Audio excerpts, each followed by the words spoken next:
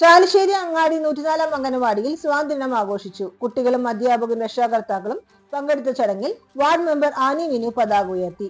കുട്ടികൾ ദേശീയ ഗാനവും ദേശഭക്തി ഗാനങ്ങളും കവിതാ പ്രസംഗം തുടങ്ങി വിവിധ പരിപാടികൾ അവതരിപ്പിച്ചു.